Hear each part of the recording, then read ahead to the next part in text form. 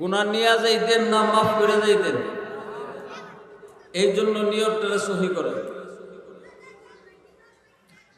আল্লাহ রাব্বুল আলামিন যাকে ভালোবাসেন তারে দিয়েই আল্লাহর কাজ করেন। আমরা নিজের ইচ্ছা করে এখানে আসতে পারিনি, ইচ্ছা করে আসতে পারছি? আল্লাহ ভালোবাসছেন, এই জন্য আল্লাহ আমাদেরকে নিয়ে আসছেন।